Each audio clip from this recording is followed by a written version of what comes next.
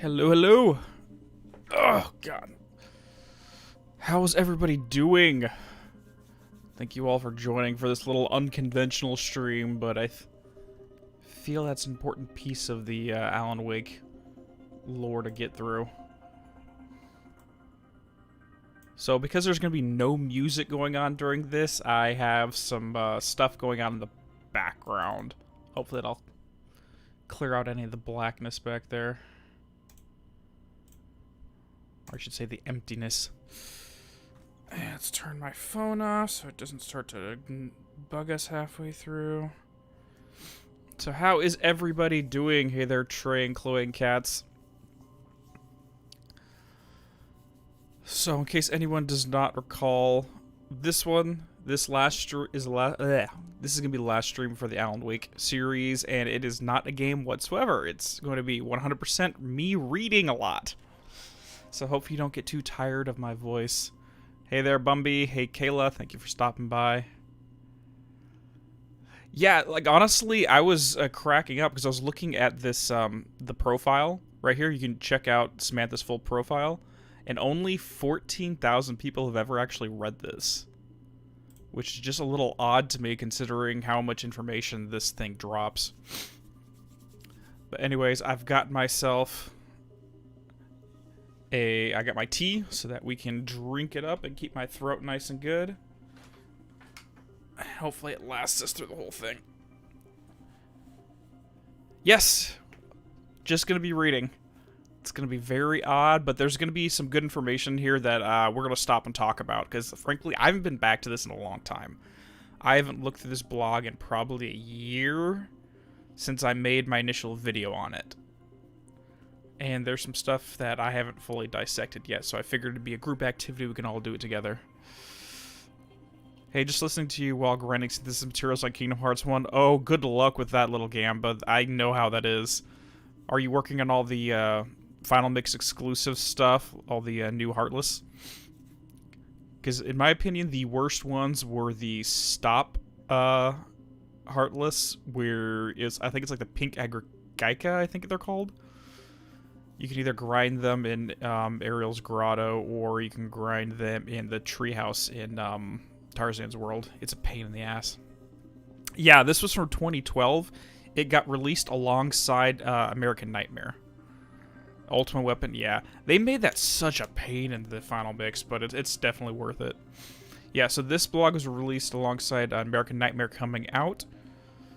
And it gives some information. You'll actually see some prototypes for what eventually makes its way into Control. If you've already played Control, you're going to see a few things here that make you go, oh yes, I see what they were going for in this spot. Yes, the end is all words, Trey. Oh, boy. Yes, this is Quantum Break music in the background tailgate. Honestly, it was the most non-intrusive music from the Remedy-verse, and there was an extended version of it. Right here is what I got. So it's about a half an hour each, so we'll keep circling it around every time it ends. How's the music audio, by the way? I'm not sure how loud it is compared to my voice. Oh, I don't know. Is Kingdom Hearts story complicated? Frankly, if you take your time to really digest everything, it's not that bad, but if you barrel through the story basically just to play the games without really chewing on it for a while, you can get really lost. Not gonna lie. It's good? Okay, good.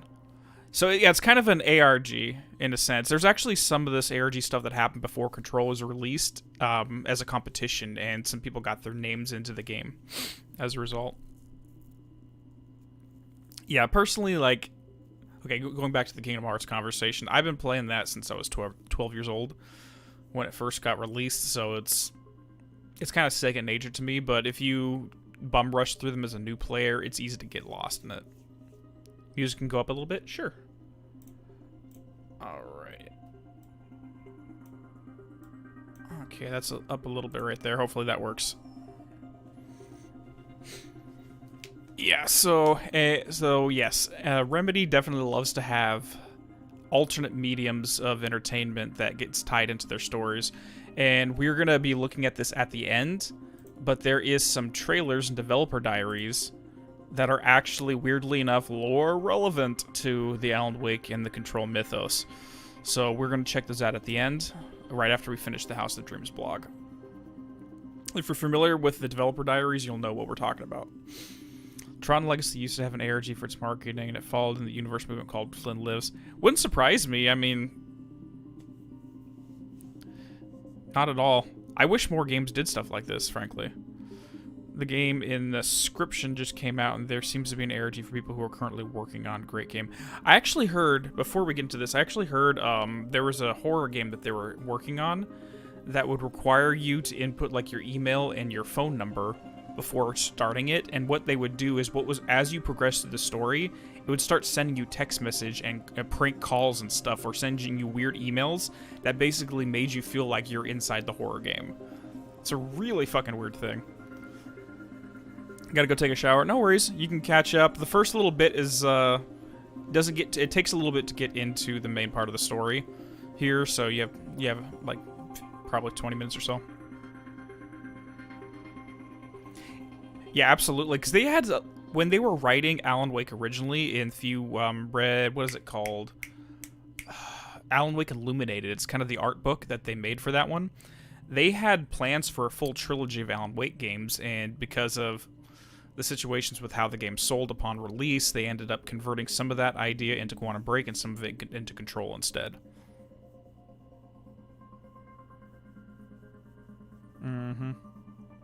Yeah, it sounds really freaking weird. The only downside is you're giving a company all your contact information, and some people wouldn't like that information leaked.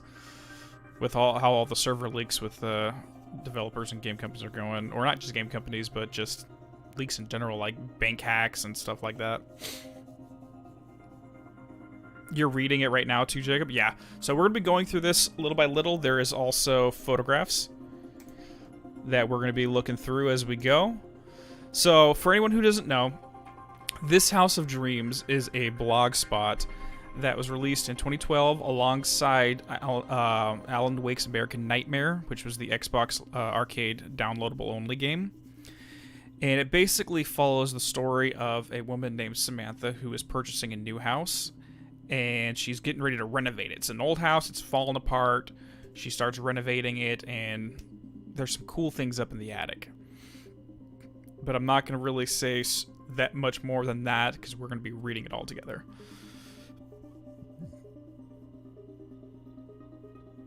The films, also for Tron's ARG, part of it happened to be at WonderCon. The Tron's actor actually showed up for it and played Alan Bradley. Oh, very cool.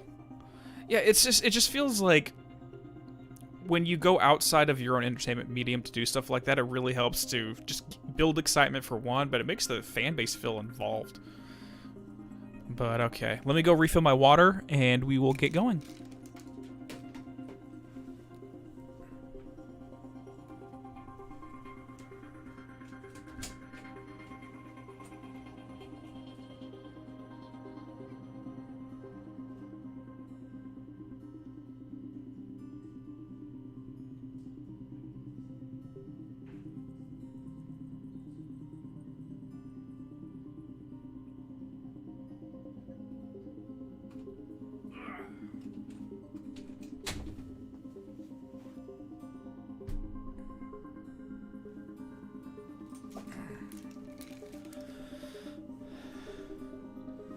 Oh, you actually read this back in the day, Liquid?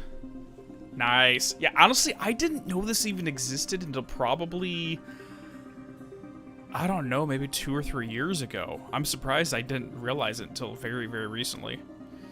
Did you know that Baba Yaga was the name of the witch in the story that Sam Lake wrote when he was studying writing and carried to Alan Wake? Oh, I didn't know he actually worked on that name beforehand. Interesting. Yeah, Baba Yaga, it's from Scandinavian folklore, I believe, originally, but I didn't know that he wrote about her beforehand. Interesting. I'm currently replaying the game again since the remaster came out, and I also went ahead and watched Bright Falls, which was amazing. Yeah, the Bright Falls TV series was... It had a very unique tone to it, I'll say. But it was definitely interesting to see the town itself in live action. It's Russian? Okay, I'm incorrect then. Thank you, Kat.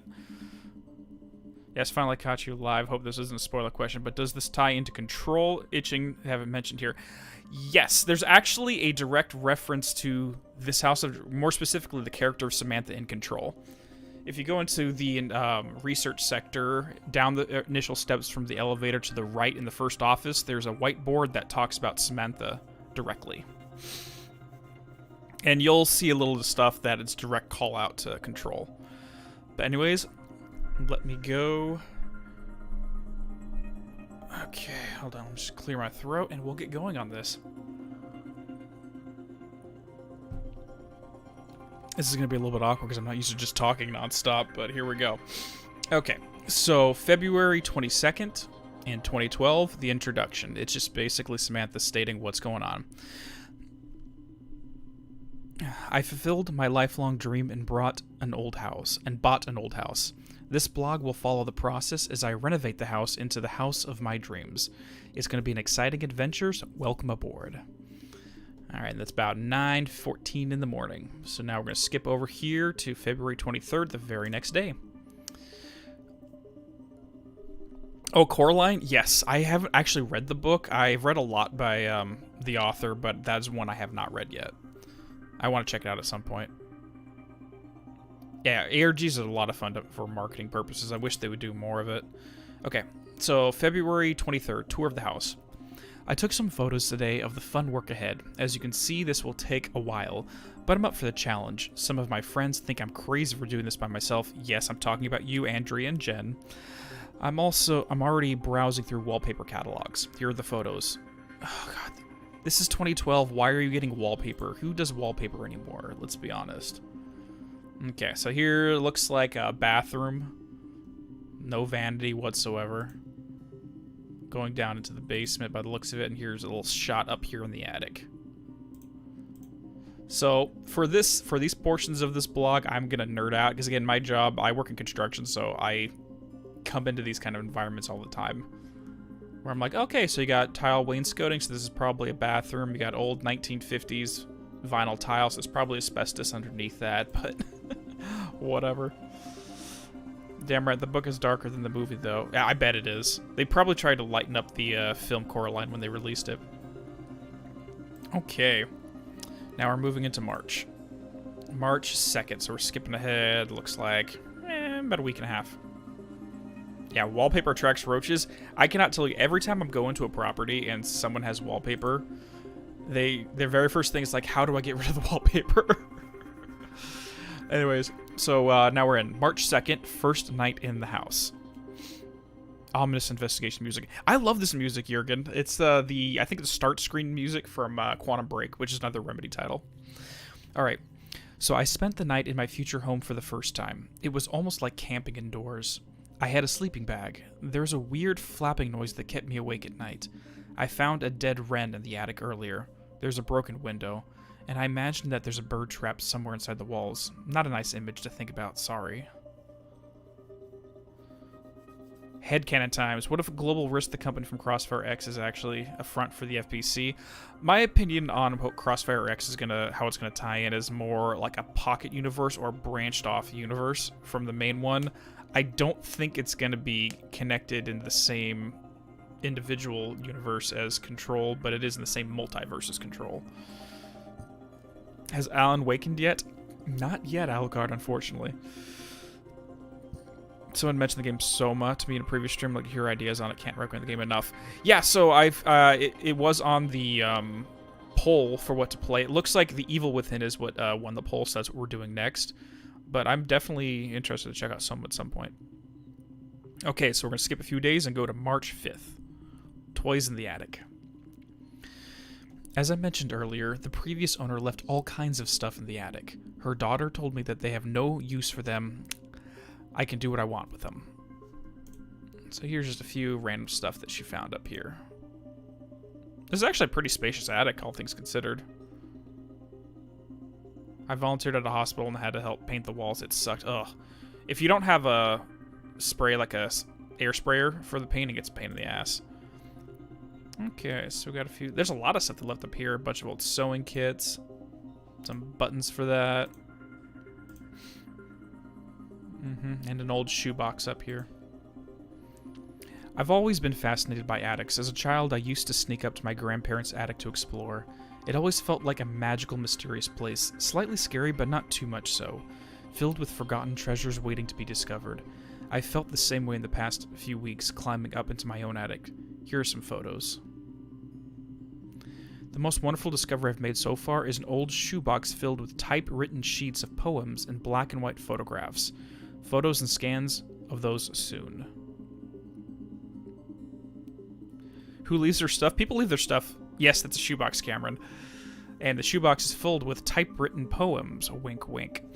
So people leave their stuff in their property all the time. I used to do REO foreclosures for Bank of America, and I cannot tell you this is the kind of stuff you run across. A lot of the times they get foreclosed upon, they're evicted out of the property, they don't have time to go pick everything up, and they're barred access again. Sometimes people just have to leave town and they leave everything behind, depending on their specific situation, so it's not unheard of. March 11th. Okay, so we're another 6 days afterwards. Shoebox photos. Actually, hold on, make sure I didn't skip any. Yeah, shoebox photos. There were 2 black and white photographs in the old shoebox I found from the attic. The box was among the things left behind by the previous owner. The photos depict a man getting in and out of a wetsuit and a woman, I'm guessing his wife or girlfriend, helping him. He could be a diver. I'm not an expert, but I'd say that the photos are probably from the 60s or 70s. Here comes the weird part. Their faces are covered with black ink stains. It must have been done on purpose, as only the faces are covered. It's a delicious mystery. The whole shoebox is. I'm thrilled. I love mysteries like this. In addition to the photos, there are poems, 12 of them. I'll post them soon. Here are some scans of the photos. So yeah, everyone you're talking about in the comment section, this is Thomas Zane and Barbara. Thomas Zane and Barbara, but their faces are blacked out by ink. And this is the waters of Cauldron Lake right here. So really the question comes to be, why is a shoebox randomly in the attic of this house that Samantha happened to purchase, and why are there poems and photographs of Zane and Barbara? Hey there, Scott. How you doing? If the shoebox protected his stuff, why is their faces blacked out? Honestly, I could not tell you. Maybe we'll get an answer in here because I skimmed past it, but I don't really recall why the faces are blacked out. That's something, like, to be frank, not a lot of people are aware of this blog, so there hasn't been as much theory crafting from the community about what's going on here. But let's go ahead. Must have been pretty hard to photograph the ink floating. Weirdly, Barbara looks similar to Alice. Alright, we're going to go ahead 3 days to March 14th, Shoebox Dream. Okay, I'm freaking out just a bit here. I had a really bizarre nightmare last night. I know this is supposed to be a blog about my new house, but the dream is related to that. And on the other hand, look at the name of the... Bleh, I can't even talk today. Look at the name of the blog. This isn't what I meant when I came up with the name, but now it feels strangely appropriate, don't you think? Okay, let me take this cap off. I'm gonna get some of my tea. In the dream, I heard the doorbell ring and went to open the door. There was a man there. He said he was a federal agent. He showed me his badge and all, just like the FBI agents do in the movies. Here comes the scary part. There was something wrong with his face. It was leaking inky smoke, so I couldn't see what he looked like. When I woke up, I realized that this image totally came from the ink-covered faces in the photos. Of course, see the previous post. The man asked me about the shoebox. He said that it contained top-secret information and that I needed to give it to him. I got scared that he'll put me away in jail and went to get the shoebox, but I couldn't find it anywhere. I searched the whole house, but it was nowhere. Then I went to the bathroom to look for it and saw myself in the mirror. My face was covered with inky smoke as well, and that's when I woke up. When I think back about the dream, it didn't say FBI on his badge. It said AWE. This is the weirdest thing of all. Now I can't find the shoebox anywhere. I've looked everywhere and I can think of. I'm sure that it will turn up somewhere, There's so much junk laying around the house at the moment, but kind of creepy in any case. I didn't get around to scanning the poems yet, but I did take photos of them, luckily. It looks like the pie got thrown in their faces. The FBC. Damn, that's a sinister dream. Oh my god, it's an OOP. How was this website discovered? Was it one of the QR codes from the OG Alan Wake? No, so this came out 2 years after the original game. Sam Lake on his Twitter at the time posted this blogspot so that everyone can find it. But still, a lot of people have never heard of it. Unrelated to the question, how do you usually play FPS games with a controller or a mouse or the keyboard? I've played with a controller my entire life until I started playing Overwatch a few years back. And I transitioned over to keyboard and mouse. I've never been too much of a PC gamer, so I don't really know too much. Okay, so let's dissect this right here. He has a badge that says AWE, obviously FBC situation. Now, the reason why it doesn't say FBC on the badge here is because at this point in time, the whole concept of the Federal Bureau of Control did not exist.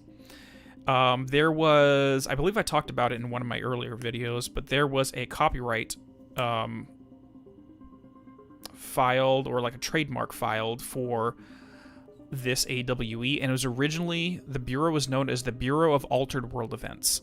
That's what it was originally called, and they later changed it to the Federal Bureau of Control, and they called AWE as what they research. So you can see the precursors of what eventually became the Altered World Event. But that's what the Bureau was originally supposed to be named after. But during the 7 years of development, or 7 years between when this came out and when Control was released, they made some changes. And of course, we have the inky smoke, so it has imagery of the Taken from Alan Wake all over the place. So they interviewed her in her dream. That's a question I have here. Now, did she actually have the dream, or did the Bureau agent come and actually talk to her, and they did something to make her feel like it was a dream, that it never actually happened for real? Who knows? Who knows? Like, it's very possible this really happened, and it's very possible that it was just a dream, but it seems too specific to me. Hey there, Lavenza. Thank you so much for the subscription. Welcome aboard. Why the copyright? What the copyright? Oh, it wasn't copyright. It was a trademark for Altered World Events, for the term Altered World Event. Actually, no. 2015 is when they copyrighted that, or they trademarked that when Quantum Break was getting released. Anyways. So let's go ahead and shoot forward 11 days to March 25th. Could it be Nightingale since he's the face of the Dark Presence now? I don't think Nightingale would have anything to do with the FBC, though. He's been purely a fired FBI agent, and I don't know if he would leave Bright Falls personally. Anyways, let's shoot ahead to the next section, Under the House. It's a dream house, Rodent, yes.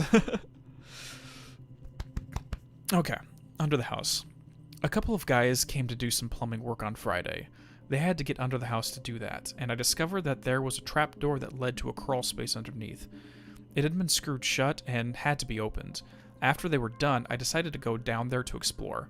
Armed with a flashlight and my iPhone for shots, I squeezed myself through the trapdoor. It was cramped and claustrophobic. I'm amazed that the workmen were able to do any work down there. I'm tiny compared to them. I was mentally prepared for rats and dead cats or something worse, but there was nothing out of the ordinary down there. Nothing out of the ordinary in the town of Ordinary, pun intended. Here are the photos. Please tell me someone caught that.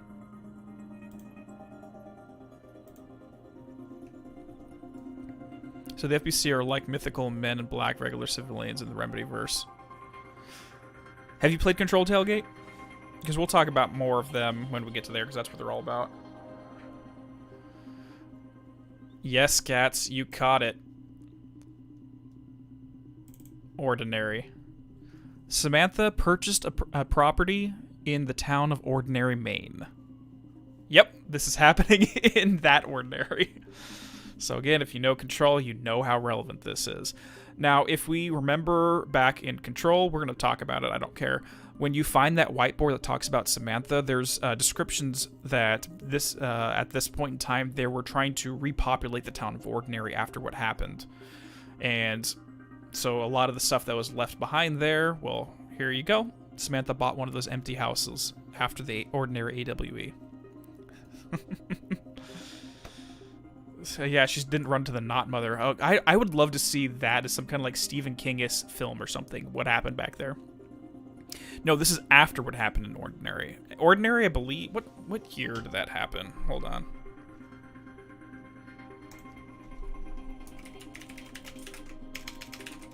Let's check this out. I don't recall. 2002. Okay, so the Ordinary AW occurred in September of 2002, so this is 10 years after the fact. What are the future plans for streams? So, Bumby, I just held a poll, and as soon after this one, the very next one, it looks like we're going to be playing The Evil Within.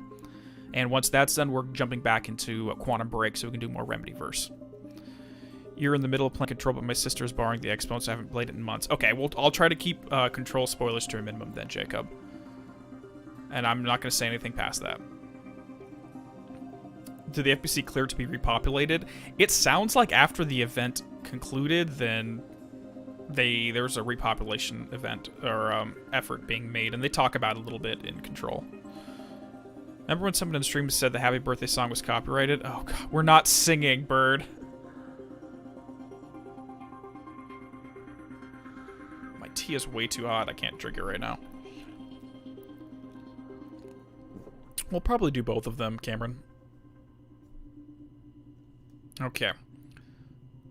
So let's move on to the same day Shoebox poems. Now we're going to get into some interesting stuff. I've been really busy and stressed at work lately, but in spite of that, the Shoebox and its contents are never far from my thoughts. You might say that I'm getting a bit obsessed about them. I've been trying to find out who the poet is or a couple of the photos, but no luck. I asked the daughter of the previous owner about it. Her mother is in a nursing home and suffers from advanced Alzheimer's disease, so she wouldn't be able to help me. She was certain that no one in her family was a poet, and she doubted that the people in the photos were anyone from her family. She told me that her mom liked to buy stuff from yard sales, and her guess was that the old shoebox was something her mom had picked up from one of those. I've tried to find the shoebox after it went missing, but I can't find it. I'm so glad I took photos of the poems before I lost them, so here they are. Thankfully, I know about the Ordinary AW, so you can talk about the stuff to that point. Okay, perfect. You got it. No, I don't want you to sing. Forget I said anything. I sang once. Episode 5 of the stream. I did do some singing. Yo, this comment has been removed. Oh, boy. Okay, so we got some poems that she found here. Oh, this is Jessie's house. This is how she knows about Thomas Zane. So, just as a forward, yes, this Samantha here was the original prototype for who became Jessie. They didn't use this backstory, but they were prepping the character of Jessie in this blog, and then decided to rewrite it entirely after the fact. So just so everyone's aware. So this is technically not Jessie, but it was intended to be Jessie. Okay. Kept from Sleep. Okay, the title right here, Kept from Sleep, that's one of the titles of Thomas Zane's poems. If you remember when Alan walked into the cabin at the beginning of the game, he found a shoebox full of his old poem books. One of those was called Kept from Sleep. In other words, awake. Awake. Oh, happy birthday. Why is happy birthday keep getting taken down? It's weird. Anyways, kept from sleep again last night by the sound of chimes. I sway, so far below heaven, so high above hell. Frost creeps up, the trunk of my spine, all is blackness through these holes of my eyes. Just the wind in my skull and the wings of her crows. Of her crows is all circled right there. They perch on the gallows, they have pecked me clean and made a chime from my bones. So what it sounds like is this was a skeleton that was hung at the gallows and left to be fed upon by the crows. But they specify her crows right here. Again, maybe a direct reference to the Baba Yaga character. Max Payne, a shoebox like my heart. This box is a mystery to me. Is that a line? I have to replay. I've only played Max Payne once, so I'm not too familiar with all the lines of dialogue through it. Can you read the poems much more clearly? Do you want me to slow down? Slow down with the read. I can read the poems a lot slower. That's perfectly fine. So how are these in Ordinary? Who knows? Some people suggested that Thomas Zane was originally from Ordinary because the poems are here, and the old lady or the previous owner probably purchased them at a yard sale. Who knows? So right here. B's comment. So B meaning Barbara. A diver, not a hanged man. Think about it. So Barbara's basically telling Tom to adjust the imagery here so it's not a skeleton peering through the eyes of the skull of the skeleton, but it's instead peering through the eyes of a diving suit. So she's helping to manipulate what would end up becoming that right here.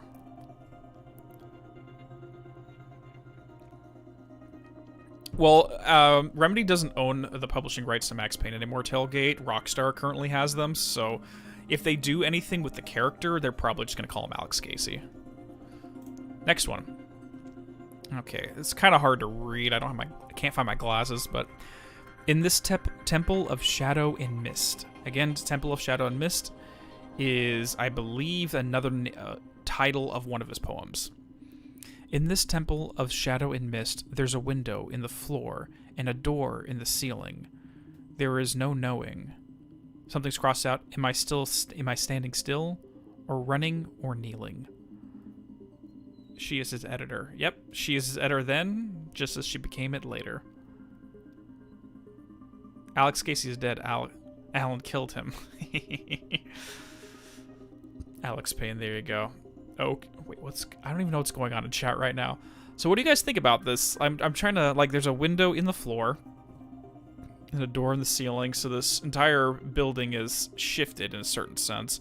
Like, honestly, the only imagery this is bringing back for me is that one scene in the DLC when the building starts shifting around.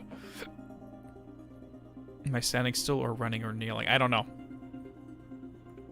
But it's possible that this section was predicting that part of the DLC. What do you guys think? I've never really stopped to analyze these, so you're doing this live with you all. Okay, so poem number 3. From bloom to gloom, our love, like fire, consumed, we burned our bridges, furniture, clothes, hair, flesh, and bones, all too soon. We ran out of things to burn, but I can't even read that. While it blossomed, our love was like a flower. And Barbara's just saying, this is us, T. It's basically just writing about their love right there. Reminds you of this Threshold Kids? Gotcha. Like, I love this altered medium stuff when it comes to storytelling. Yeah, Bumby, there's a lot of stuff that went into Alan Wake that isn't in the games. Okay. You know what, can I zoom in on this? Ah, that's much better. That's much better right there. Until that time comes around again, the shadows fall on this town again. It's barely evening, and the shadows fall on me again. No one will miss us. Our faces inked black. Right there. The faces inked black. So the reason why the photographs are blacked out is probably because of this line right here. Sounds like the Winchester Mansion window in the ceilings and that. I've actually been to the Winchester Mansion twice. It's a lot of fun to wander around in there. I want to go there unattended, because every Friday the 13th and Halloween they allow the public to just run around the house without a supervisor. It's pretty cool. I watched a guy on VC on Discord server last year dub Max Payne 3 and joke in the dub that Max Payne was fighting at PMs who was hired by McDonald's. I haven't played Max Payne 3, so I don't really know much more of that. Okay, let's continue. They'll sell our things at the flea market. They'll never call us back. She left with them. So she left with them. They'll wine her and dine her. We'll huddle naked in the alley, nothing's for sure. Fur needles tickle. We bathe in rainwater, all the way to the ocean, the memory of the slaughter. Until that time comes around, the shadows fall on this town again. It's barely evening, but the shadows fall on me again. When I'm awake, I'm barely alive. When I'm asleep, I have two hearts, your heart and mine. Dude, Threshold Kids is freaking crazy, dude. Threshold Kids is freaking... It's more like disturbing than anything, to be perfectly honest. So okay, just moving back to this, I'm curious if the town they're referring to, he's talking about Brightfall specifically.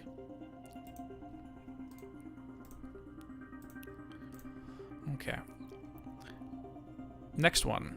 I wish it would shatter like glass under my heels, just like a sheet of ice. When I close my eyes, that's how the mirror feels.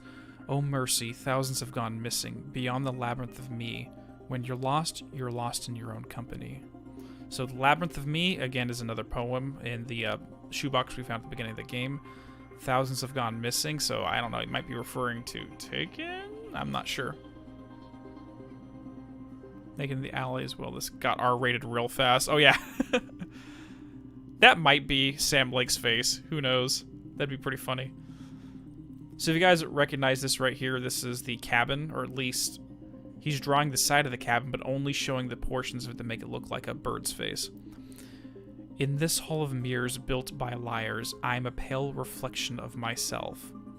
Pool. Okay. Pool. This is a Max Payne reference right here.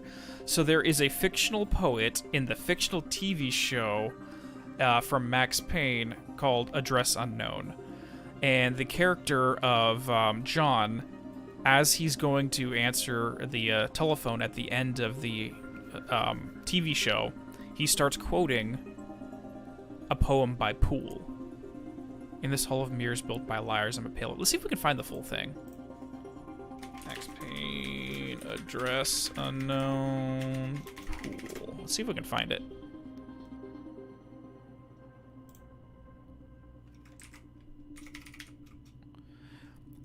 Okay. So right here, John, the poet Poole, in his poem Somebody's Been Wearing My Face Again, wrote, in this hall of mirrors built by liars, I'm a pale reflection of myself. So yeah, he's quoting it right out of there. And this is basically a situation where John is, I believe, schizophrenic, and he has John Mira is the serial killer. So he's basically talking about how he's recognizing his darker aspects of himself. Someone's been wearing my face. Yeah. No, it's the dark aspect, the serial killer within him that's wearing his face. Greetings, Dakoba. How are you doing? Mirrors are more fun than television, of course, Alia. My connection is falling. Probably because the not happy birthday song. Just wanted to thank you again for amazing content. Thank you. Thank you so much, Alucard. I very much appreciate it. So what we can say, just based upon this, is that Thomas Zane, the poet, knew of Poole, the poet. And however we want to interpret that multiverse, who freaking knows? Ayo there, Scott. How are you doing? Oh, there we go. Mists like death, mist like a lover's breath, rolls so soft and cold and wet. Memories met for the first time, secrets whispered, to find a long-lost doorway home, or be led to parts unknown, and forever disappear beyond this veil, in her dreams to prevail. Again, in Dreams Prevail, I believe that's another poem title right there. Hello, what's going on, Belisel? Oh, doing good, Dakoba. I just saw hello, WTF. No clue what that's about. Okay. Threshold Kids is the worst of the Remedyverse, not because I think it's bad, but because its pure bone-chilling factor makes me go, nope. Yeah, after watching Threshold Kids once, I was pretty much done with it too. BJ, it's so disturbing, like you should be watching this.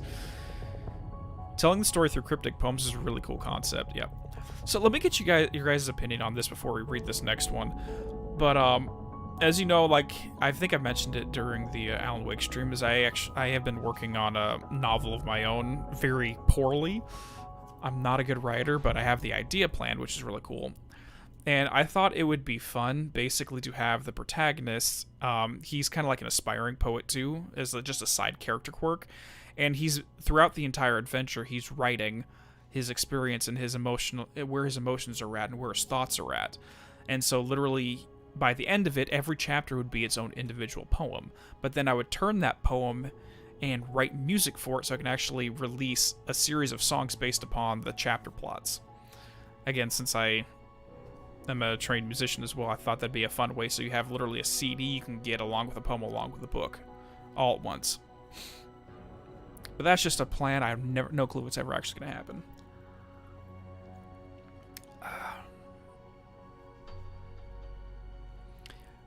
You forgot all about Threshold Kids? Yeah, a lot of people choose to forget Threshold Kids, to be honest. That first one just made me go, what am I watching? Oh my god. Alright, here we go. Your eyes were so cold when you watched me go under. You were sitting in the boat I floated down to the darkness like a cloud from a shark bite. I breathe out my life with you. The currents wash me away. I let the currents wash me away. I'm not sure if this is supposed to be from Barbara's perspective, because that's basically her being taken down below the lake. And this one specifically I've mentioned before on the channel. My mother told me to no avail. If you play with shadows, you grow sickly and pale, and forget all the wonders the sun can unveil. Beyond the shadow you settle for, there is a miracle illuminated. And that last line right there, again, you see it in Alan Wake. You see Jesse quoting it in Control. This section right here. And off to the side, E's favorite line. E being Emil. This right here is Dr. Hartman. Dr. Emil Hartman was the writing assistant to Thomas Zane at one point. And we can see here that Beyond the Shadow You Settle For, There's a Miracle Illuminated was Emil's favorite line item. Or not line item, jeez. I'm still in the work mode. Line of the poem. Like a shark bite, how Alan described the shadows in The Taken. Yep. That crossed my mind too, I just didn't comment on it. Imagine you wake up one time and see the Threshold kids next to you waving at you. Dude, I would just... I'd nope on out of there. I would throw something through my window and just get... I'd just get my way on out of here. So a long talk with him about the meaning. No changes, but keep in mind for another time. So basically what we're stating here is that Emil Hartman, Dr. Hartman, misinterpreted what Zane meant by this line here, that beyond the shadow you settle for, there's a miracle illuminated. And it's possible that that is the seed that got planted in his mind that caused him to constantly push forward and try to recreate the world into a illuminated miracle that he foresaw. And in doing so, he destroyed the lives of countless artists in the process by abusing them. But that's just my interpretation. I'd love to hear what you guys think, too. These poor kids did nothing wrong. That director's scary as fuck, though. Yeah. Oh, yeah, the AW DLC was the thing I played. Loved it. It was amazing. Glad to see Emil again in it. Yeah. It's nice to see his story finally gets a conclusion. I still want to know who he got a call from at the end of the Psycho Killer comic book strip. Frightened of the shadows of the deep, he challenged me to a duel. I indulged him. And then he says, I gotta rewrite this. So, not good. For he did not know that beyond the lake he called home lies a deeper, darker ocean green, where waves are both wilder and more serene. To its ports I've been. To its ports I've been. I have to say been because that's how he says it. Just so he can rhyme with serene. That's a weird way to phrase it, but whatever. And of course, you gotta have your coffee stains right here on the page. Sam Lake does love his coffee. I'm brainstorming a storm about a kid with superpowers who becomes a vigilante in order to fight secret organization. That story is supposed to kickstart a shared universe. Honestly, the shared universe is like that a lot of fun. Actually, my brother-in-law he's already written the first book. He's in the process of publishing it. It's supposed to be like a new age horror series, but it's going to be a shared universe, kind of like a Stephen King-esque, but more like a monster, creature feature type of horror series. Psycho Killer, it's a comic book, Tacoba. There's two comic books that came out alongside Alan Wake, one called Psycho Killer and one called Night Springs. No, it definitely wasn't the FPC because they eventually arrested him. My opinion is that it was a paracriminal organization he was in cahoots with, or at least had connections with. Being pronounced that way is Canadian, right? It's possible? I don't know, cats. I'm not Canadian, so I couldn't answer that. Okay, we got a couple more, then we're back to the main story. I go underground. Follow me underground. Everyone else has gone there, down to the ground. I'll take you underground. They chased a mystery. They are a mystery to me, and you'll think that of me when I tell you my tale. What we bring with us, sorry secrets and awkward lies, wet matches. A yearning for overcast, a yearning. I think that's a typo. Yarning should be yearning for overcast skies. Everything else down here. has been stolen so many times. Everyone who walks down these steps dies.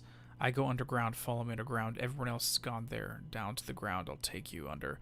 I'm curious if this is intended to represent going into the lake itself? No clue. The name of the organization in my story is called Sentinel, and their goal is, of course, world domination. It always is. Okay, let's see what we got here.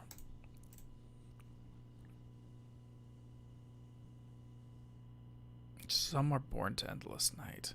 That actually line is important right there. We'll come back to that, though. Divorce me from all that is sane. Again, divorces from the sane. That very first line, if we recall, going back to Children of the Elder God, the song that played during when Alan and Barry got to the Anderson farm, one of the lines was Odin, Odin's my or something about Odin divorces from the sane. So again, the Anderson brothers and Thomas had the same line right here. Screaming mute darkness descend on this frail frame. I drown in fathomless black space.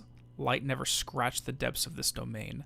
I see not, yet nothing could be worse than the shades my mind calls herein, alone at my own wake. The unraveling of reason's skein. Actually, I take that back. This is word for word a song by the Old Gods of Asgard called Balance Slays the Demon, which is the primary tune found in American Nightmare. Again, you have scratch right here. Light never scratched, so it's bringing up the imagery, or the words word for word. Mr. who is the main villain of that game. And Reason's skein. A skein is basically a tightly bound ball of yarn. So if Reason is supposed to be like that, it's when it's unraveling. It's basically your sanity is unraveling, is what they're saying here. Could be worse. Instead of Alan, it could have been a Stephen King or a Lovecrafting at the lake, or even Dr. Seuss. Can you imagine an army of Thing 1, Thing 2's trying to kill you? That would be horrible. And he's referencing the dark place right here. So basically this entire line that somehow the Anderson brothers adopted into a song of their own. We're all talking about the dark place. But some are born to endless night. This is a line from a poem.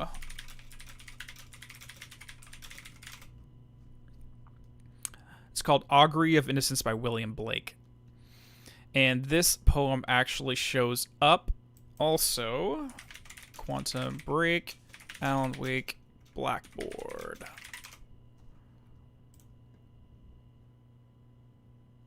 Here. So right here.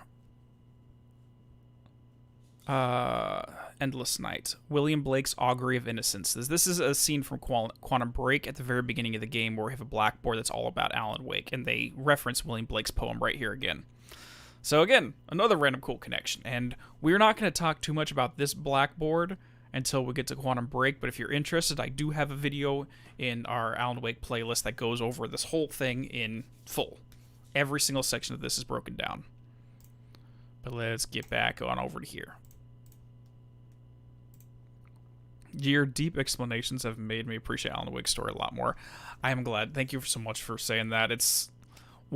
half of what I try to do is to bring back more appreciation for the story, because there's a lot of crazy stuff in here that a lot of people just are not aware of. Honestly, I didn't even know about this until a couple of years ago.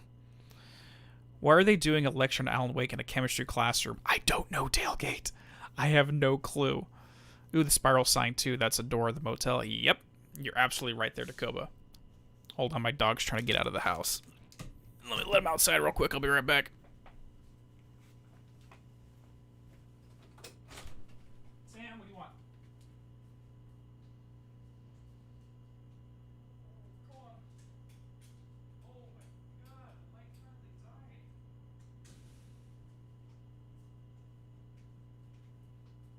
What are you doing, Charlie? What are you doing, Charlie boy? And I think we lost our music.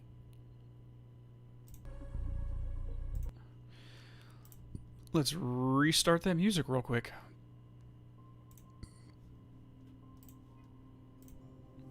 So I've been in this house for 6 years, and my porch light just finally died. Damn, that took forever. I'm glad, though. Lasted 6 years. That light bulb literally served its purpose. What type of breed? He's a mix. He looks like he has a little bit of a lab. Mostly he's Catahoula Hound with the colorings and the spots, but he's also got a little bit of a lab and a little bit of pit in him. Like his face looks like a mix between a pit and a Catahoula. Your battery's dying. No worries, bird. We're gonna have the VOD put up probably tomorrow sometime. Oh my God, cat! Don't do this to me, Charlie boy. What you doing? Short poem by me. Even though it's the day, I cannot relax and play because even now I'm in the light. It creates the shadows that bring me to fright. I'll be 100% honest. I've never been good at poetry. I've never been. Like, it's one of those, like, you have to literally stop and word by word try to analyze it, and it's, it takes me a long time. Okay, so let's go at this top. And this is the last poem for this section. Yeah, I actually posted him, cats. If you go onto the community posts on my YouTube channel, you can find, I put a couple photos of him. Okay. We pillage and whore, hauling our loots. We swagger down alleys, we don't say please. This town burning, we set it in flames. We are the fire that's gone out in your eyes. So he crossed that out saying, no, we don't want any pirate imagery. We are the maggots gnawing at your heels. We are the rain trickling down from the hole in your ceiling. We are the ants inside your walls and under the boards of your floor. We are eating your house. We are the sharp rocks under your knees in front of the altar where you are kneeling. We have no morals, no guilt, no qualms. We don't give a damn. The sewers are clogged, filled with waste. The water is rising. We'll make a ship out of your naive, broken dreams and lay siege to your sanctuaries. We are ravenous horde of rats. We are the fangs and we are the beast. Sounds really odd there, would you say? The only thing the biggest thing for me that stood out while reading that is the sewers are clogged, filled with water. The water is rising. This just reminds me of the rant that director Trench went on at the very end of the game, where he's talking about how there's a janitor that sometimes was an old god and put a fish inside the toilet to clog it up because something was rising up and out of it.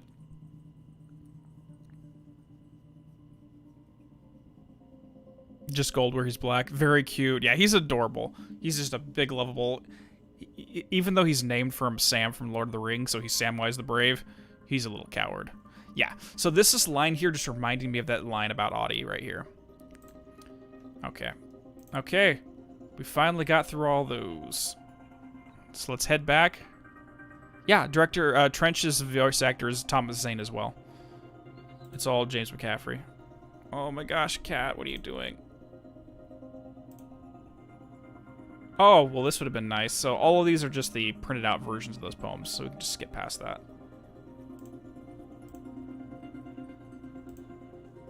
So that was on April 9th, so we're skipping ahead almost a month and a half at that point. Okay. Oh my god, cat, stop licking! Stop licking! The blind mass is self-righteous and violent. Damn, Audie must have been a best paychecks. Must have the best paychecks, man. Mm-hmm. He's been around since before time memorial, as far as we can tell. He must have racked up a shit ton of overtime and unused vacation time. He's using a lot of it right now. Give you hiss vibes. The cat is a shadow trying to stop your work. Yeah. He's adorable, but he's very needy. Okay. Shoebox dream number 2. I had another dream last night, and when I woke up, a real scare. In the dream, I was visiting the previous owner of my house at the nursing home. Only in the dream, the owner wasn't a sweet old lady. He was a man. And he wasn't old. He was a young man with a dark hair and very good looking, in fact. I remember that he was wearing a funny jacket with old-fashioned elbow patches. I was there to find out about the shoebox, but he was very agitated and didn't listen to me. The place was brightly lit.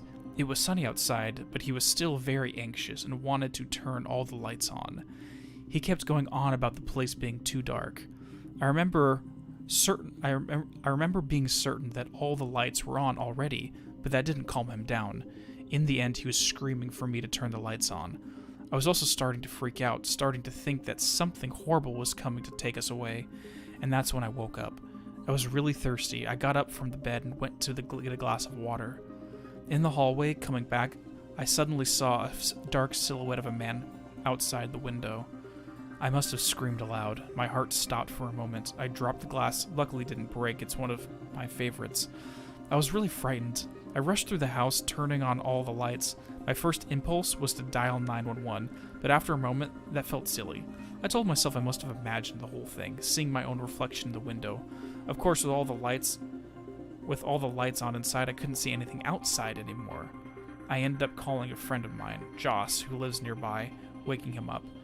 That was kind enough for him to come over. He was kind enough to come over and check the place. Bless him. Joss is a real angel. There's no real sign of anyone outside. Today, I'm definitely going to buy some yard lights. I've been meaning to do that for some time already. Dark hair? Goddamn, Alan's showing up at the poor lady's dreams. So yes, Alan is showing up in Samantha's dreams right here, basically screaming at her to keep the lights on at all times. And she sees a figure outside, almost like a Taken, possibly. Is the dark presence trying to kill her? Wait, audio's out? Are you sure, Cats? Is my audio... Did it break out there? Yeah, so Cameron, she definitely, in her dreams, had a run-in with Alan. And there's a reason why they call the pseudo-sequel American Nightmare. He exists in the realm of pure unconscious energies, a version of the collective unconscious or a chaos state. So it seems reasonable to suggest that he can talk to people through dreams. Just throwing it out there. If anything, Dark Presence is trying to get the shoebox for some reason. And again, the shoebox vanished. Oh, dude, we'll see. So for anyone who hasn't seen Ilkavilli play the Mr. character, we're gonna watch a couple things after we finish this, and it's gonna be you'll see his acting chops on there. Okay, so let's move on to June. No light on June 4th. I've been very busy at work and too exhausted to post here for a while. Apart from the nightmare the other night, which I had to get off my chest immediately, and it still gives me the creeps. Okay, just a pause here. As you can all tell, I'm very bad at reading. You should hear my outtakes when I'm trying to record for the regular videos. Half the time, I'm literally stuttering over my words. Anyways, on a more positive note, the house is slowly starting to look really good, and I've been living here for a while. Here's a photo of my fireplace. Oh, it's nice stone masonry. It doesn't look like a veneer. It might be an actual... No, it might be a veneer. Now that I look at it, who knows? Oh, so it's just yours that backed out. Yeah, Tailgate, we're going to be watching that. That's this one right here. The sales video right there. That's pretty nice. Not bad. Very old-fashioned. I like it. I got the yard lights. Now I only need to get them installed. To be honest, I'm playing for time here writing this, not looking forward to going to bed. I was listening to the beautiful and brilliant Florence and the Machine earlier, and the song No Light, No Light made me think about the nightmare again. You're going to see this, Jacob. Don't worry about it. We're going to be playing this at the end, because again, it's more Remedy content related to Alan Wake. So if anyone has never heard of the tune No Light, No Light by Florence and the Machine, go check it out. You can find it on YouTube with the full music video. It's a great song, great visuals. I cannot play it here, unfortunately, for copyright reasons. But the basic essence of the tune is kind of like Plato's, the allegory of the cave, Plato's cave, is the light of truth sometimes can be so blinding that you will reject it. That's why the title of the tune is No Light, No Light. You're basically trying to push away that flash of illumination because it's blinding to the eyes and can be painful and uncomfortable. Anyways, moving onward. So it's possible that her trying to reject the dreams, again, she's trying to stay awake so she doesn't have the nightmare again, but she's going to find the truth in nightmare, so she's pushing that nightmare away. So it's kind of just like a parallel from the theme right there. There's a scary story about someone's dream I want to tell you, but it's too much. I will have to leave it in the video in the comments. Yeah, sure. Just comment it. I'll see it when it pops in. Imagine Death Rally becoming part of the Remedyverse. Technically, Scott, they've made 2 references to Death Rally in Alan Wake. One was Emerson. He had a poster for it in his room at the Cauldron Lake Lodge. And the other one was Barry in the DLC talking about Death Rally. Yeah, ignorance is bliss, truth hurts. Yep. That's exactly how it works. Alright, we're going on to the next day. Call me, 911. Men outside, shadows, dark coming, please more light.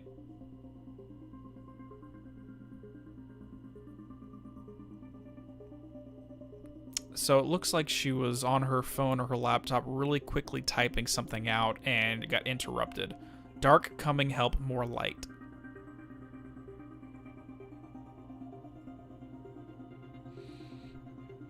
That's not good. And this is what, 12:50 in the morning? Yeah. And then there's nothing posted for, what is that, 8 days? Haunted House. June 13th.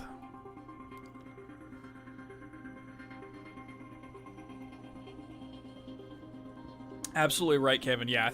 Thank you for... I always forget that they put those references in American Nightmare, too.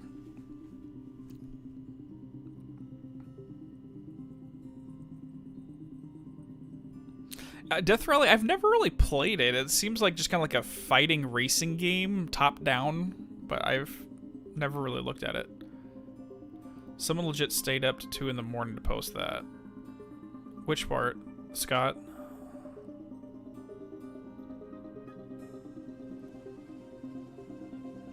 Sorry, I'm just trying to get caught up in what's going on there. Death Rally is just Remedy's first game. Anyways, let's go back on to here. I'm back. I'm okay. Well, not okay, but alive. They kept me in the hospital overnight for observation, and then I spent a couple of days at my parents' house.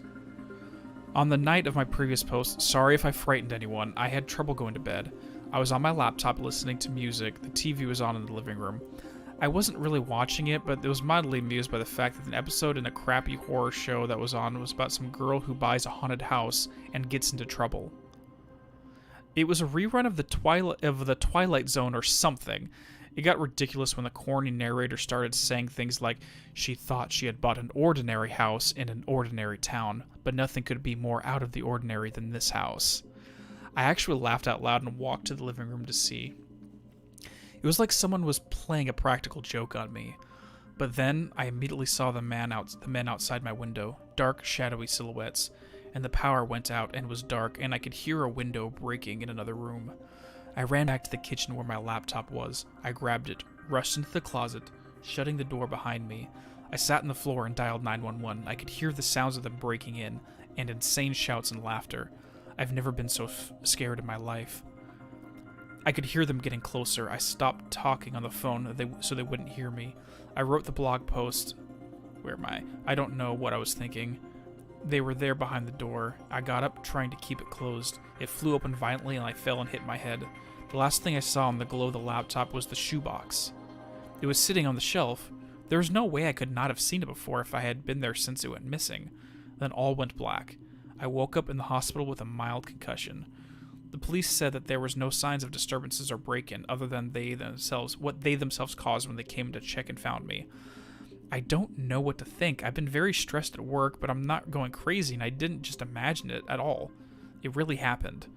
One thing is certain, that my house, and I won't be frightened away. One thing is certain, this is my house, and I won't be frightened away by ghosts or shadows. This is my house, and I will fight for it if that's what it takes, so there.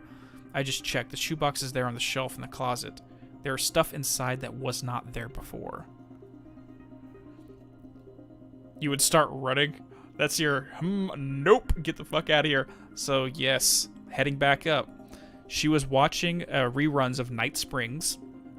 Again, we know all about that TV show that just so happened to be describing the exact situation that she found herself in, using the same terminology, calling it ordinary town, ordinary girl, ordinary this, ordinary that. Almost like the TV show is a prophecy of what's going on with her at that point in time. People broke in, and mysteriously, the shoebox arrived with contents that weren't there when it went missing. But there was no break-in when the police arrived. Yeah, I'm with you, Jacob. Just get the fuck out of town. Like, you know what? Sell the property. We're good. Screw my investment. Let's get out of here. Sorry, I thought you said the post with the words being jumbled was posted at 2:50. No, 12:50. So her latest post was at 12:50 in the morning is when she had this break-in experience. So this right here just tells me that Alan is most likely intentionally trying to reach out to her for whatever reason.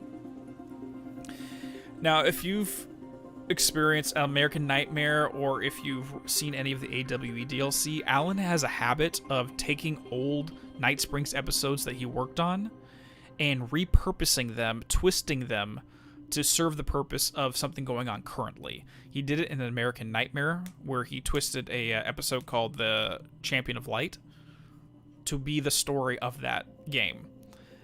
And here again, it seems like a haunted house story. He's repurposing a previous episode to fit the circumstances with Samantha here for the purpose of some reason. And beyond that, I can't really say what that's about.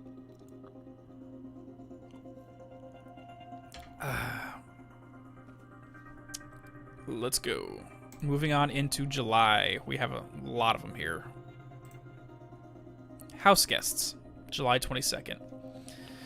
Soon after my last update, someone contacted me. They had found me through this blog. They said that they know a lot about what's been going on, about the origin of the shoebox's contents, and that this kind of thing has happened before elsewhere. They promised to tell me more on the condition that I'd stop updating the blog. They said that this whole thing should be kept secret and hinted that it could be dangerous, and that there are people out there who think that the contents of the shoebox can be very valuable and would be willing to commit crimes to get a hold of them. In a way, it felt a lot like my nightmare. About the agent who came asking about the shoebox. Of course, this was totally different in many ways, but still, it reminded me that, like the dream had come true somehow. I said that really wrong. It reminded me of that, like the dream had come true somehow. There you go. I promised to think about what they told me, and I have, and that's the reason why there has been no updates for a while. They were friendly enough, but the more I've thought about it, the more the whole thing felt like a threat, and that really pisses me off. It's a free country, and I can write about anything I want on my own blog, and the shoebox and everything in it came with the house, and thus it's mine. I've decided to keep updating the blog for now. So the question at this point is, who contacted her? Who reached out to Samantha here? Obviously, it's someone who knows something about the shoebox. It also someone who knows something about what's going on in this situation. There's a few theories I released in my original video, and someone commented, a different person who I think is actually more accurate, to be frank. And so a paracriminal organization looking to be alerted for alerted items. Yes, you wouldn't want to let them or even the FBC know about. Well, maybe the FBC would be helpful here, but any paracriminal organizations would be getting really interested right about now. So you haven't played American Nightmare, but saying it was repurposing an old Night Springs episode got me thinking that the reason his escape attempts didn't work is because the stories already existed outside. In order for Alan to escape, he has to create an entirely new and original story.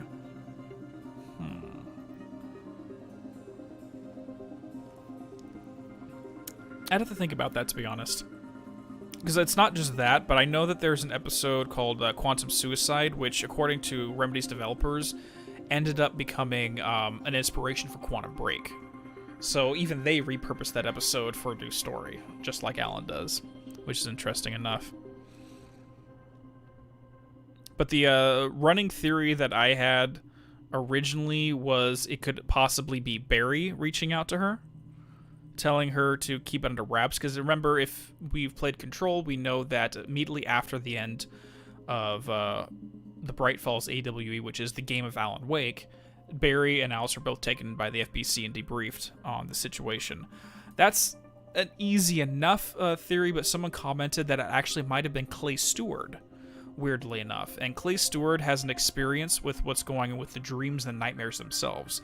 Because remember, he was having reoccurring nightmares about Alan before the start of the game by itself. Or before the Alan Wake's game even started. He was the guy we met in the beginning nightmare sequence.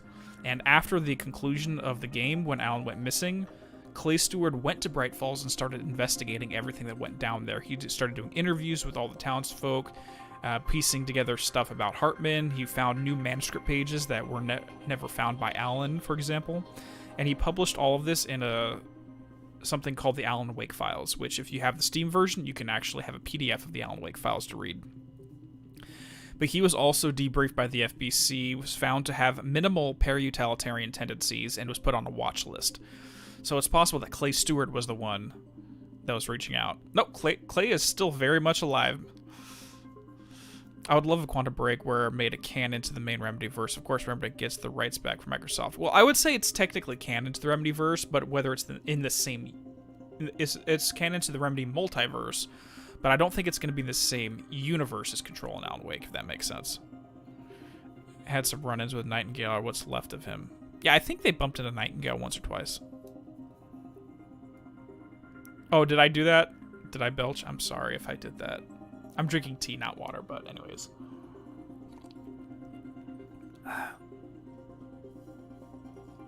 Yeah, the FBC's like, oh, it's a free country, is it? Mm-hmm, well, watch this.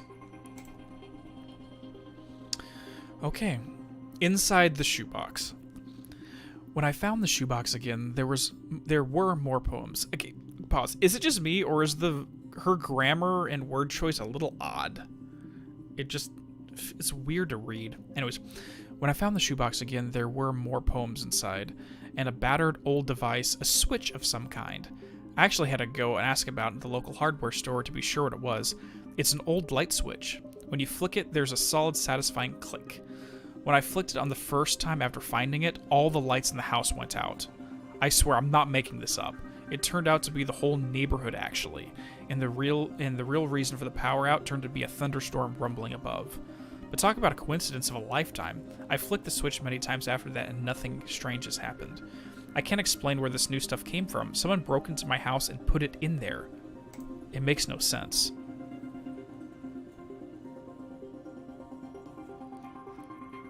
Place the main time, definitely investigated for report and Monarch. Yeah, the FBC would have totally investigated for report and Monarch. That's not the clicker. The clicker is much smaller. It's a deluminator. Maybe it's the opposite of the clicker where it turns the lights off rather than turning them on. But if it just so happened to be a lightning storm, who knows if frickin' Tor Anderson had anything to do with this. Absolutely no evidence about that. But it's very possible. And yes, Kevin, I have watched the Bright Falls prequel TV series. It's like, I think, like 35 minutes on YouTube. You can find all the episodes. It's a real quick watch. It's basically an episode of television. I'm British and you have insulted my nation's honor, my friend. You feet. Oh no. What happened to Kobe? What did Dakoba say? Tea is just flavored water. Oh. Okay, so we're gonna have to bring this up. I'm sorry, we have to make the quote. Are you suggesting, Dakoba, that tea is just hot leaf juice? Because nothing could say anything so horrible. No nephew of mine. To any Avatar fans out there, you'll know. But I love my tea. I actually have a cigar box that I custom made, stained and carved to hold all of my different tea bags, so it's all sorted out, and it's really cool. I did that for over the holidays.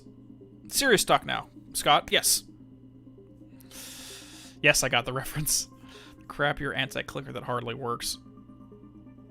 Yeah, she types like she's from Boston or Hershey. I wouldn't know. Like, it's just her diction, like, even the meter of her writing, it just seems a little odd to me.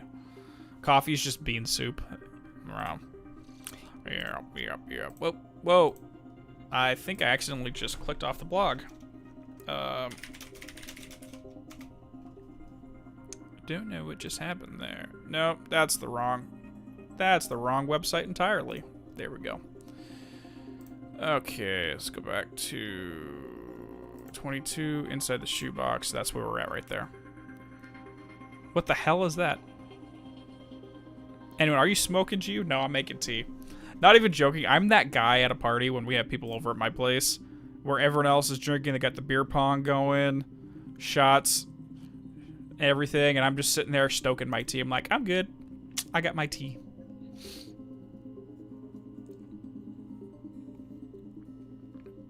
Looking forward to replaying the remastered. Yeah, it was a lot of fun. It was a lot of fun. But then again, it's Alan Wake, so it's always going to be fun for me. I know, BJ. It's a quote from who said that? That was Zuko, right?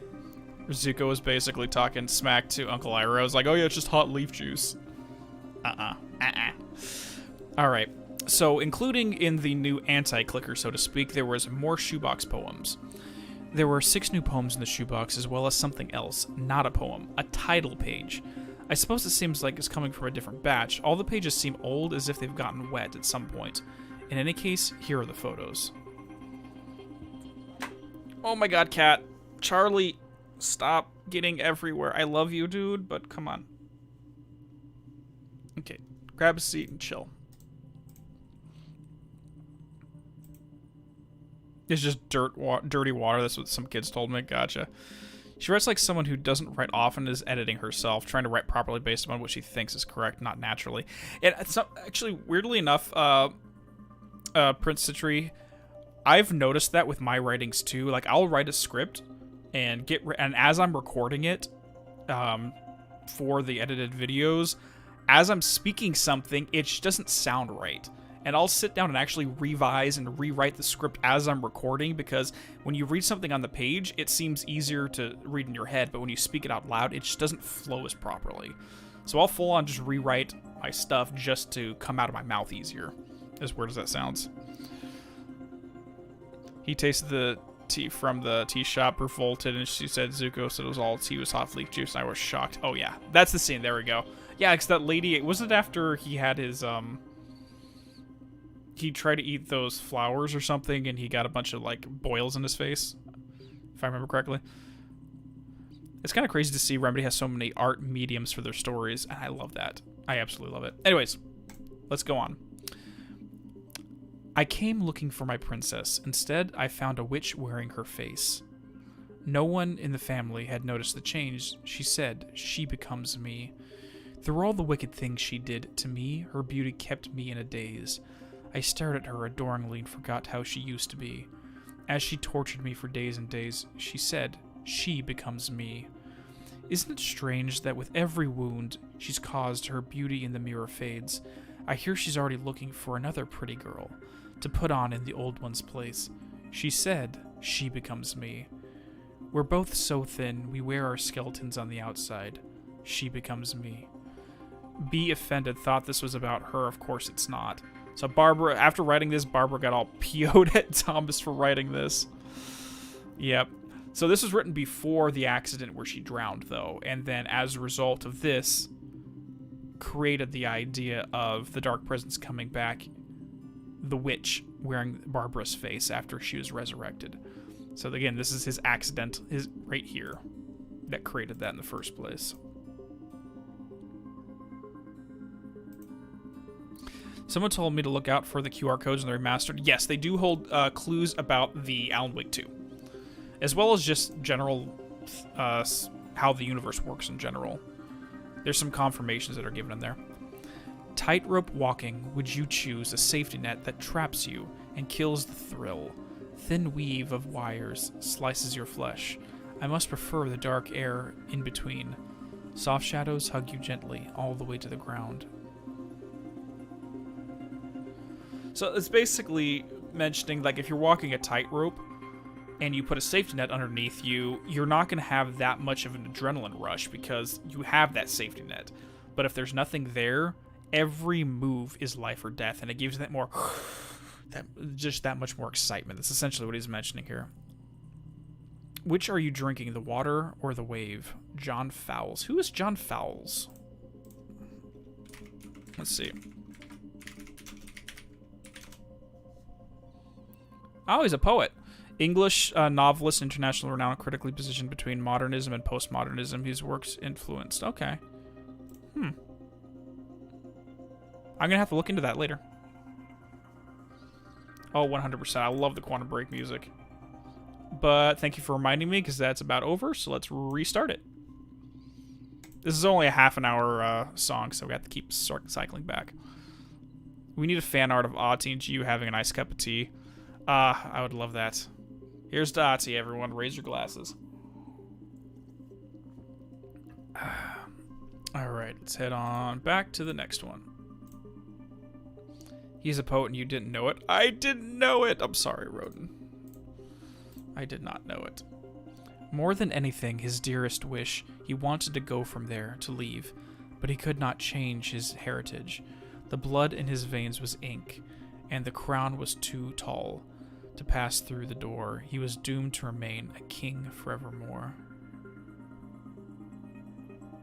His heritage, the blood in his veins, the crown was too tall to pass through the door. I just get the impression this basically is him being forced to stay in the dark place, possibly. He was doomed to remain there. Who knows? Who knows? You can right-click the video to loop it, can I? Copy. There we go, it's on loop. Perfect, thank you. That makes it a lot easier. Batteries running low. No worries, dude. Take it easy. My dad occasionally dabbles in poetry. It's something that I would like to experiment with if I had time and if I had the brain for poetry. He's even run some awards. That's really cool. Very cool. Okay. Boom.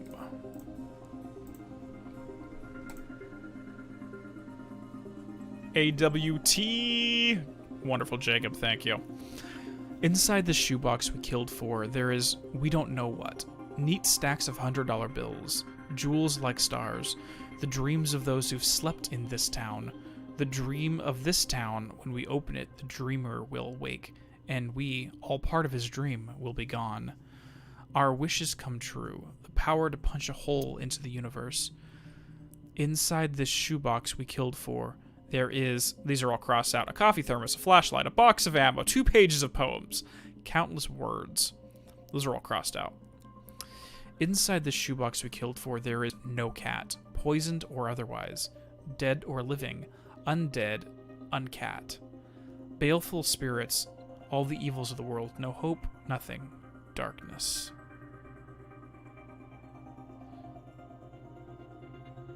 Wish if Alan Wake Games got a vinyl LP.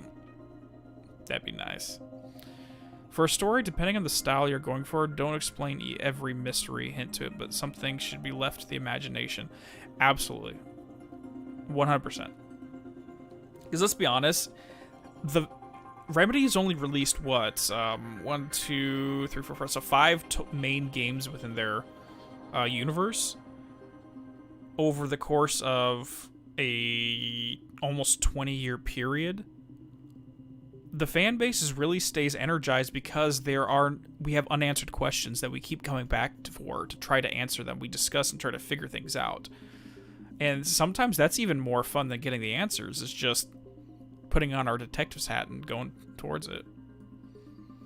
I'd say the most basic framework for what this story is, brainstorm, write a single sentence summary of a paragraph of what the story is, and build it from there. Exactly. So, like, a lot of what's going on here was very vague terms, and then the Dark Place and the Dark Presence kind of took upon that and filled in the details to twist it to whatever it needed to have done. Yeah, he just flat out referred to the Great Dreamer right there. Yep. One, this actually is in reference to a Night Springs episode where they had the Dreamer who would wake up and all the town was gone, so that's a Night Springs episode right there. But also, this part about the no cat there. Inside the shoebox, there is no cat, poisoned or otherwise. This is talking about Schrodinger's cat right here. Dead or living, undead or uncat. So when they're saying there's nothing inside but darkness, again, we're talking about chaos here. Inside the shoebox can be anything, and until we open it, we don't know what's inside. So it's not too out of the question for Samantha to open the shoebox and find something completely different inside of it than was there when she last closed it. At least that's what they're alluding to here. To make a character also depends on the style, is to give them flaws. We focus on much and how cool they are and forget the relatability issues. Thank you, Krieger. And that's why I think Alan is such a well-developed character, is because he does have a lot of flaws. He has a lot of flaws, but even up to this point in the story, 11 years later. He has his substance abuse, insomnia issues, poor impulse control to the point where he's punching people out left and right, emotionally abusive to his wife. He has his problems, but seeing him overcome that and realize what's going on with himself and better himself as a human being is such a privilege to watch.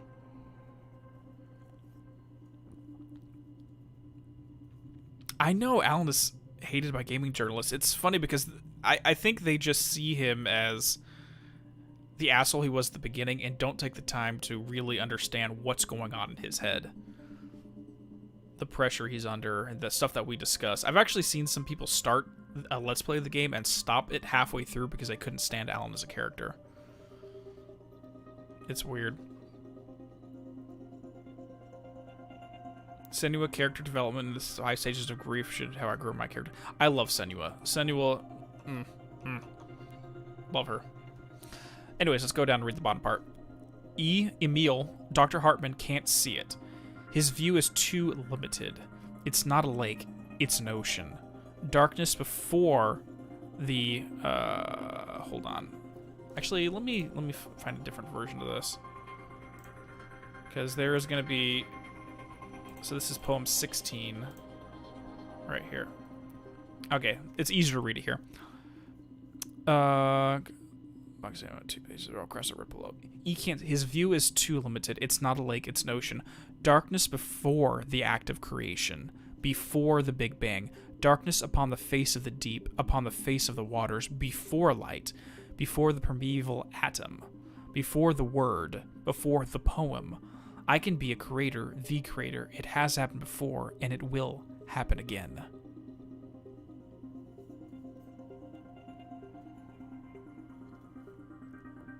And this right here, I had not read this when I came up with my original opinions about the Dark Place, but this confirmed everything I was referring to. Before light, before the Big Bang. So basically the Dark Place, as we stated, is the raw chaotic potential before creation. If you look at Genesis, before, in the beginning there was darkness. Or, I'm paraphrasing, that's not what it says, but there was darkness before God said, let there be light. So it's the chaos before.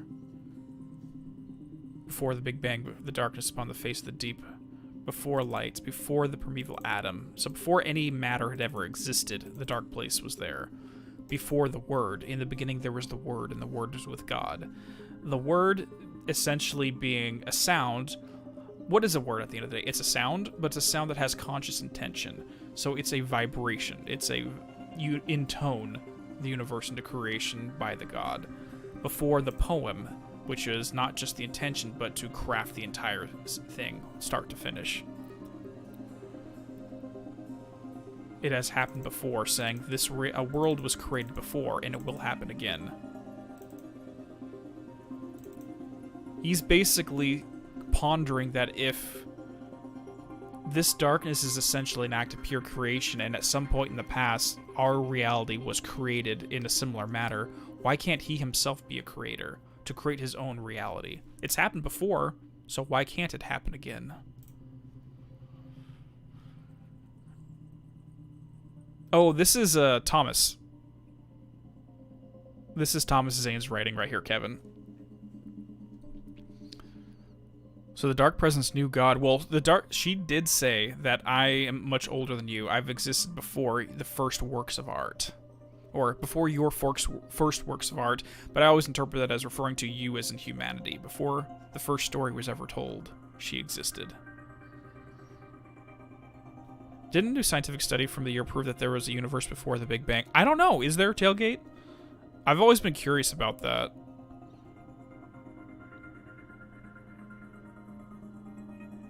Because there's obviously the theories about what white holes, like black holes and white holes in astrophysics, but that's a whole nother conversation right there. Wouldn't the word be before creation be a thought as reference to writing? Mm-hmm. Yep, it'd definitely be a thought. So the original quote from John, I think it's chapter 16, verse... Hold on, let's see if I can find it. Bible verse... The Word was with God. Yeah, it's the book of John. I forgot. Yeah, it's just John 1:1. Nice and easy. In the beginning there was the Word, and the Word was with God, and the Word was God. So essentially what they're saying when they're referring to that is, again, it's the vibration that carries conscious intention, very much like the Nada Brahma in Hindu and Vedic mythology. But they're saying that the Word was God. So what we refer to God is the vibration itself, the intonation into reality, not just a creator, but also the thing itself. But anyways, we're getting a little theological there. Exactly, there was just chaos. Chaos being the raw building blocks, the primordial sludge of creation. And if you want to hear more about this topic, go back to my very first video I ever did for this channel. It talks all about this type of creation we're seeing right here. Okay. So we got that. Hold on. Here we go. That's the one we're looking for. Sorry for pausing there. So it's just a very information dense. That last paragraph is so dense with info. In the Bible, it's prophetic that after the rapture, when and all is finished, God would make a new heaven and earth, a second world. Is the Remedy version allegory for the beginning and the end of the Bible? I don't know. I've never actually read all of the New and Old Testament, personally. Like, I've read a little bit of the Old, but I don't recall much of it. Mostly when I find something that interests me when I'm researching other things, and it says, oh, there's a parable over here, I go back to it and read that one section, but I haven't actually read the whole thing. Hey there, Amras! How are you doing? It's been a while. How's everything going? Nice to see you. Ebb and flow, and respond when back it goes. I mean, Islam, Christianity, Jewish describes God speaking words and things basically becoming reality. That is 100%. Like, you go through so many different cultures, and a lot of them have different versions of saying that reality, that their gods sung the world into existence, or they intoned it. Like, Nada Brahma is called the Nada Brahma, and it's basically, what is it, the Song of Shiva? I'm trying to, hold on. Yeah, the Nada Brahman, and it's basically, I believe it translates to the world as sound, and it's talking about the vibration, the fields of creation, and that's a lot of Hindu and Vedic theology right there. But anyways, we gotta continue onwards, otherwise I'm gonna be stuck on this topic for a long time. So this one right here. I was surprised to find that such revulsion could shine in someone's eyes. How can I hate your kind? He said as we sat down to die on him. No clue. No clue. You're the spoiling kind? Gotcha. Yeah, my, I think my father was raised Catholic. I never really was really part of any church, but I'm a type that I'll study any theology and any mythology I can get my hands on. So I'm at least familiar with a lot of different faith systems. Anyways. Ding, here we go. I was surprised to find that... Oh, I've already read that one. Sorry. There we go.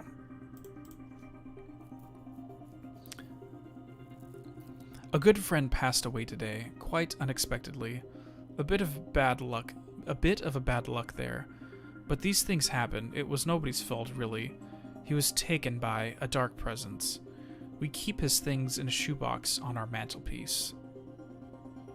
Emil, Dr. Hartman did not find this funny.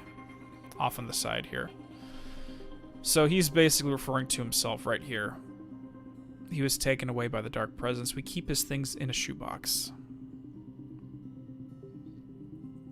You were raised Mormon and now traumatized. Oh, I'm sorry. I'm sorry, Kayla. In Norse myth, Odin and his brothers carved the world into existence from their father's body parts. Oh yeah, it was after they slayed Ymir, correct? I'm actually doing some research onto Ymir, and more specifically Adumbla right now, the cow. The great cow that nourished Ymir in the early creation period of the Norse pantheon. Because it directly relates to the script I'm working on. That's as much of a spoiler for what's going to happen this Sunday that I'm going to give right now. I think he's just talking in the third person where he's referring to himself. Or maybe the second person? I'm not sure. I'm not really good with literature in that way. And here's the last one. Campbell's Monomyth. Departure, Initiation, Return. Return by Redacted. So this is Return by Alan Wake right here. This is what he started putting into the typewriter at the very end of the Writer DLC that we played on Sunday. And again, Campbell's Monomyth. If you're familiar with the hero's journey, you're very well familiar with Departure, Initiation, Return. Departure being the title of the first book, which is the story of the Alan Wake video game. And he began writing Return right afterwards.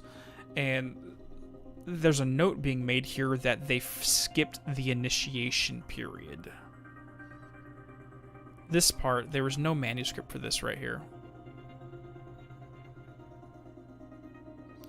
Yes, the shoebox in which things cannot be altered. And that is a big thing, and even the Bureau has been doing research into this, but anything kept within a shoebox is immune to the reality-altering effects. Hence why everything's stored in Zane's shoeboxes. Yep. Yep. Okay, so that's the last of these poems right here. And these were all found in the shoebox the second time around, after she was accosted and some people broke into her home.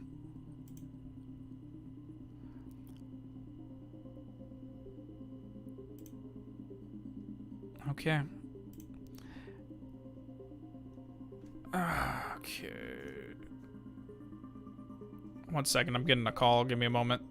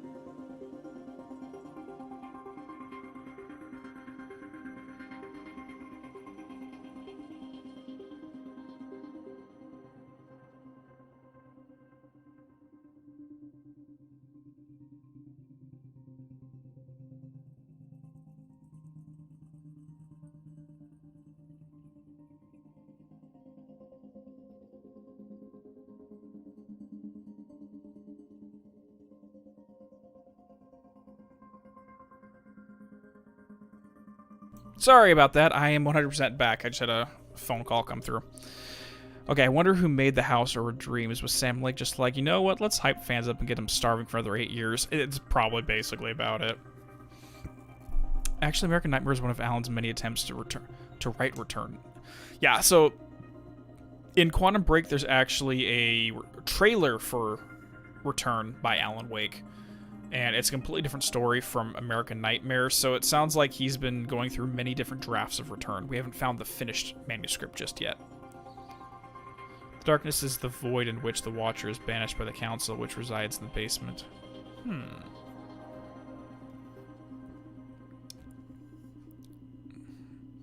Yeah, if we're talking about the Dark Presence, I always perceived it as like the collective shadow. But we may get more information, because it's stated in American Nightmare that there's an entire pantheon of entities that exist within the Dark Place, and the Dark Presence is just one of many. Anyways, unfortunately, everybody, we are now at the very final post that Samantha put up on her blog. Return of the King, baby. Rodent, really? Now I want to go watch Army of Darkness. Give me some sugar, baby. Sorry. Alex Casey's books are being turned into films. Could this be possibly linked to the Zane being a filmmaker? Very possibly. So, I don't want to talk about that until we get to Control and AWE, but Alex Casey will be very relevant moving forward. Alright, let's go ahead and read through this very last one. And this is the most important section that'll help you recontextualize the entire story of Alan Wake for the video game. Okay. I had another strange dream, very different from the previous ones. This was not a nightmare, quite the contrary. The diver from the photos appeared to me. He looked nothing like in the photos, but it was the same man. He was the poet who had written the poems as well. In the dream, he floated in the air above me in the bedroom as if we were underwater. He was wearing a strange, heavy diving suit, almost like a spacesuit, and he was shining with a bright light. He told me things that in the dream made near perfect sense, but now, not so much. I've made a habit of keeping a notebook and a pen by my nightstand so that I can write down my dreams as soon as I wake up. But even then, I feel that I missed or misunderstood something, or misunderstood a lot of what he told me. Already beginning to forget it while I was writing it down. Although when I read through my own notes now, some of them made no sense, but afterwards, and still now, I feel shaken by the powerful emotion I felt in the dream. I'll try to explain the dream as well as I can. Sugar baby. Oh boy, I wrote no. Sorry, I fell hard into this world and it's hard to pull away. Agreed. Fun fact, Stephen King's novels are supposed to be connected by the Dark Tower. One of the characters in it meets the giant space turtle that literally burped the universe. I was actually reading about that because I've been trying to do research to make comparisons between the Dark Tower and the Oldest House in certain ways, but that's a whole nother conversation. But I've literally only read Misery is the only Stephen King book I've read, so I'm not too familiar with it. Anyways, here we go for the next section, the actual dream. The diver told me that a dark presence had taken over his girlfriend, the woman in the photos. He tried everything he could to think of to banish it from her, but everything had failed. In the end, he finally understood what he had to do. Finally understanding the true nature of the dark place that was hidden underneath the waves of the lake where they lived. I'm going to re-say that because it sounded really bad. The dark place that was hidden under the waves of the lake where they lived. The lake was an opening to... Wow, seriously, she's missing words right here. The lake was an opening to a dark place that was much bigger than the lake itself. In fact, much bigger than the whole universe we live in. He wrote one last poem, his masterpiece. A secret poem, a hidden poem. A poem that's not among the poems I've found in the shoebox. He took his girlfriend for one last dive. Together, they sank down into the depths, far deeper than he had ever dived before. In the dreams, I was there, diving with them. And from the depths, something or some things surged up to meet them. Things of darkness, but bright things of light as well. The diver explained that these things, or these presences, were forever fighting a war between the forces of light and darkness. A dark presence had taken over his girlfriend, and a bright presence now came to take over him. As he surrendered his body to it, but at the same time, the essence of who he was kept diving deeper. Yet ever deeper, holding the essence of his girlfriend, their spirits, their souls. The diver, or what was left of him, his true self, spoke the words of his secret poem. The poem described a new world, an island in the sea of darkness, a safe haven, a paradise, a baby universe. The nature of the dark place was such that anything dreamed up there, any dreams or work of art, would come true. Just as true as anything in our world can be. And the poem came true, and the essence of the diver and the essence of his girlfriend escaped from the darkness and disappeared into this new world to live there happily ever after. While their shapes, his now taken over by a bright presence, and his girlfriend's had been taken over by a dark presence, surged up through the opening in the lake to our world to continue their battle there. So, if you copied everything that was going on there, the Thomas Zane we meet throughout the course of Alan Wake, the man in the diver suit, the one who has been instructing us and leaving us those manuscript pages, that's not really Thomas Zane. That is an entity called the Bright Presence that is assuming Thomas's form, just like the Dark Presence was introducing itself as Barbara Jagger. What happened is Thomas created a brand new universe, and him and Barbara, at least their spirits, occupied this new baby universe to become the Adam and Eve of that reality, with him as its former creator. So we were talking about Thomas Zane. We never truly met him. And if you remember back in the DLC when Alan's asking, hey, you're the author of this, you wrote this happening, and Zane, that version of Zane the Bright Presence was like, no, but I am not the author. I didn't do this. Yeah, that puts things, this, again, completely recontextualizes everything about this. Hence, if you go back and replay the game, you're like, this is the Bright Presence, not Thomas Zane. Charlie, trying to get up again? Come on, hop on up. Hop on up, cat. Oh, there you go. Good boy. Good boy. Oh, you need some scritches, don't you? You have no idea how hard it was for me to play that game and keep calling that entity Tom. Because it's not. So did Alan Wake meet the real Thomas Zane in AWE? I don't think so, Ambrose. Personally, I think that the Zane met in AWE is either a creation of his, like Alan created a film, like a film writer, the film writer or screenwriter Thomas Zane as a character to help him out, or it's an acquaintance of Mr. K or another entity entirely. Who freaking knows? Dang it! Every time I think I understand the story a bit more, something changes and I go 4 steps backwards. Yep, that's Remedy entirely. So this basically gives us all the information we need to understand that Thomas and Barbara technically had a happily ever after, and the Bright Presence and the Dark Presence assumed their forms to continue fighting their battle.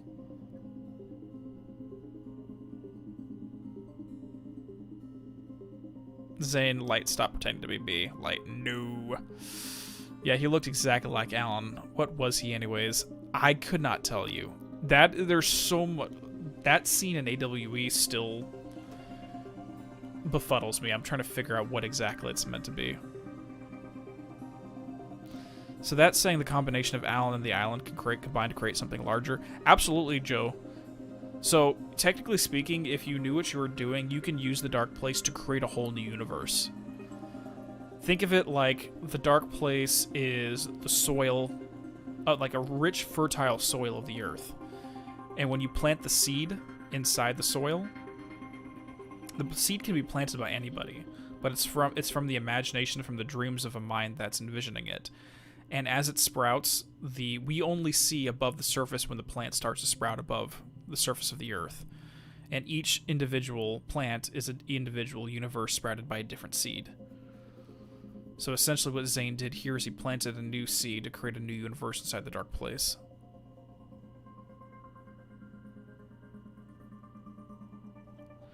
I mean, technically Little Gamba, but everything we've seen so far is no one really gets created from scratch in these things. It's more borrowing upon things. And frankly, the whole scene with Zane writing about Alan, it's really that Alan wrote that Zane wrote about him.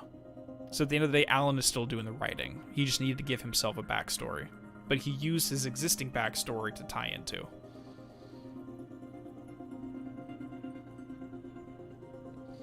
Isn't a character in that game named Alan? I wonder if he was a joke from the devs. Are you talking about from Sound Mine? Never heard of it. Well, I've heard of it. You guys have mentioned it, but I've never played it. One man's leg is another man's multiverse. No, that's impossible. Exactly. So we got the last little paragraph here. When I woke up, I felt overwhelmingly happy and privileged of having been shown this. I've never been so moved by a dream and didn't think it could even be possible. Even now, even though I've forgotten many details, the feeling remains, a feeling of hope. I know that something amazing is coming, so that something wonderful is going to happen. And at the same time, I know that when it does, it will be something totally different from what I'm expecting. Something I could never have imagined, and I know it might take a long time before it does happen, but no matter how long it takes, I will be here, waiting. So again, right here, this character of Samantha Wells was intended to be the prototype for what became Jesse Faden. And there's a lot of rewrites between this and then. So we never got to see Samantha Wells in Control, unfortunately, because Jesse was created at the end of the day. Hold on, I gotta let the cat out. Come on, Journey. Go on, go on. There you go, good boy. I don't know why I'm talking to a cat like he's a freaking dog, but whatever.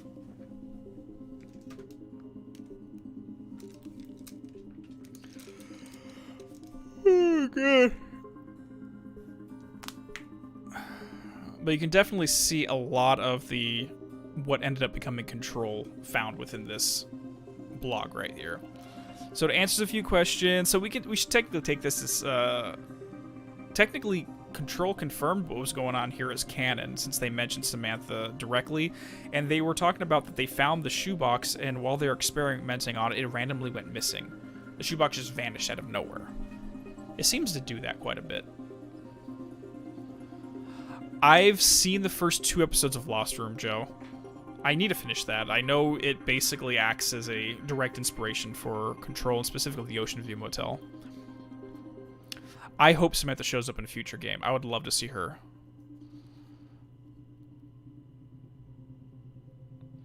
You thought that Alan and Sarah were coming to the cottage to gross chicken legs and ran off and they saw no cottage. Yep. But why does it vanish? It's kind of implied that someone in another tier of reality might have just said, I need to borrow this right now. But there's no direct evidence for that. It's just, it went missing and no one can find out what happened. I'm reading the files in Control a lot more now. So much stuff I missed the first time. Yeah, 90% of Control story is found in the documents and the all the other information. Anyways, guys, we are going to be moving over to our second round of content for this evening. And we're going to be checking out a few minor things. First and foremost, we got to shut that music off. So, this is just one example of Remedy doing content outside of a video game that still goes into the main canon of the story. And as much as it weirds you out, there is developer diaries and trailers that literally do the exact same thing, where we should take stuff that's going on as part of the Remedy shared universe. So if you guys are ready, we're going to watch developer, only the third one, because this is where it gets relevant. This is before American Nightmare came out. They're basically talking about the game, the basic plot of the game, but there's some stuff going on in the diary that is relevant. So pay attention.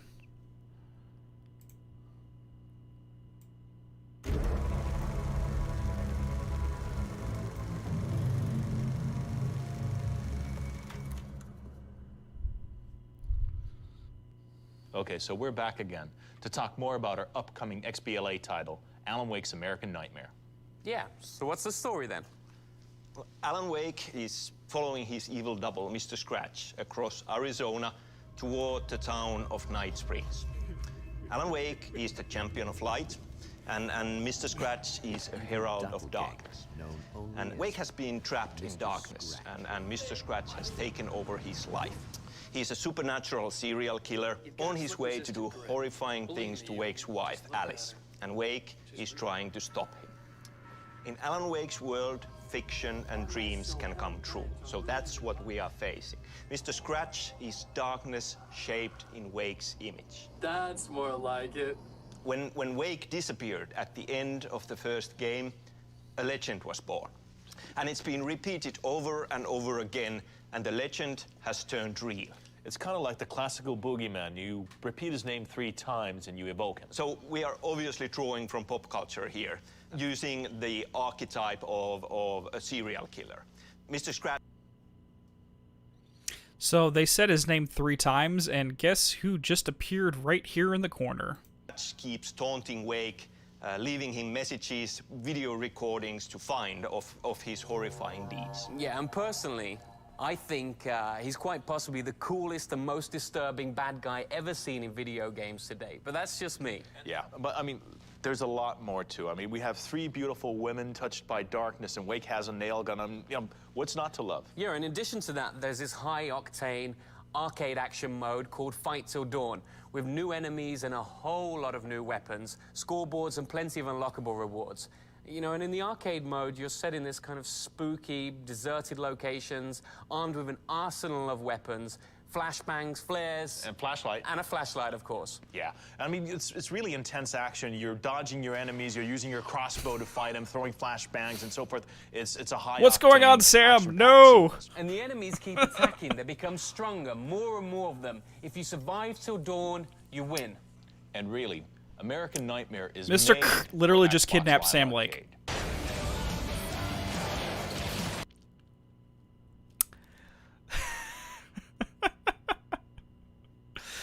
Literally, in canon, Mr. K kidnapped Sam Lake from this developer diary. And if you go back in time to one of the second and third ones, you can see Scratch murdering the janitor in the back. Even if they Let me haven't. see if I can find it. Alan Wake's world But they keep doing stuff in the background here. Alan Wake himself. No. I can't find it right now. So, like, Remedy has a habit of using their promotional material to interject their real, their characters into the real world. For example, Jessie Vaden visits the Remedy offices in one of her ones, but, yeah, Scratch full-on kidnaps Sam. And I just messed up and said the name. Damn it. Damn it. Alright, so this is what everyone was talking about before. This is a sales video done by our favorite serial killer here. Just to give you an idea.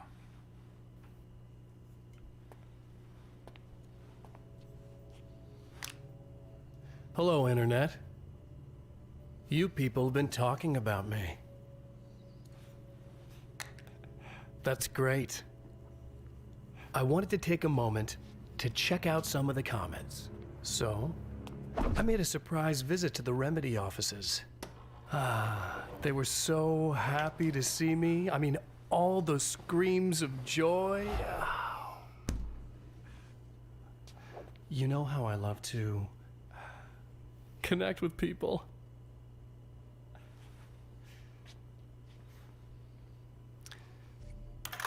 Here's Maurice Tan. Destructoid. Mr. Scratch is brilliant as Alan's psychopathic alter ego made flesh, and serves as one of the more believable and memorable examples of a purely evil video game antagonist in recent history. Purely evil? Thank you, sir. Yeah, this is dubbed But over. I'm just what people want me to be. Yeah, Ilka's not actually talking right now. This is Matthew Peretta voicing over him. Theory, Scooter, Nguyen, one up. Whether you're an Alan Wake veteran or someone who's never played it, you should be able to... Okay, hold on. We need to backtrack and watch that again. Whether you're an He's Alan literally Wake just veteran flipping or him off. someone who's never played it, you should be able to pick up Nightmare's gameplay pretty damn easily. Why did I pick this one? Ooh, here. Alan still looks as goofy dodging in flannel as he did when he wore a jacket with elbow patches. Goofy. You got that right. Scooter. Ooh, hey! How did that get in there? Holiday snaps. Sure. Andrew Reiner, Game Informer. At the heart of the problem is Alan's evil doppelganger, Mr. Scratch. A villain who mostly appears on screen as a real human He's your being. spirit animal, Jacob. Played by Finnish actor Ilkka Ville. He delivers a strong performance and makes for a great antagonist. Ilkka what? Who the hell? Who the hell is that? Yeah, 100% Lenny. This guy is fucking terrifying. If you play Sam in the game too, it's just G4 TV. Alan Wake's American Nightmare is about as close to a retail caliber release as the downloadable space has seen yet. It's super polished. The combat is slick and exciting, and the presentation is top-notch. Classy guy, that Gaskill. Keep it up, Jake, and we'll never have to meet.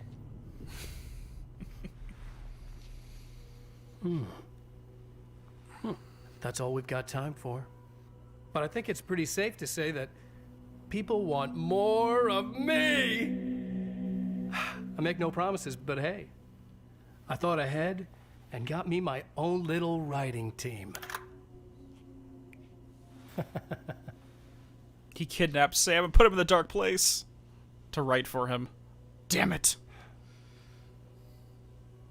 Well, write something, you monkeys! Write something!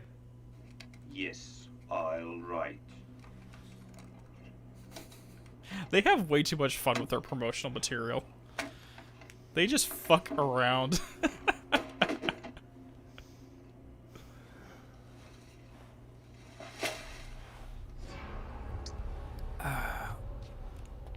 Technical difficulties.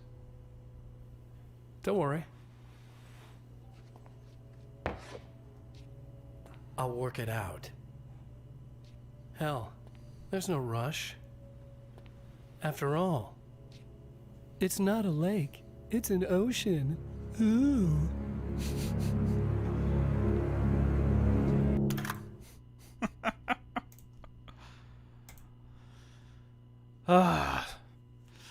And technically speaking, Sam Lake did make an appearance in Alan Wake 2. They even called him by name. So it's very much stated that, yeah, the real world, we exist in the Remedyverse too. In their very fourth wall breaking meta way. You need more of this guy? Well, S&G American Nightmares, we're going to get him in his full prime. Where he just goes freaking nuts. How did Sam manage to get out? We don't know. Maybe because he's more of a, I don't know, shifter than most people. It's also shown that Sam Lake is Chronon activated, according to the Quantum Break promotional material, but it's whatever.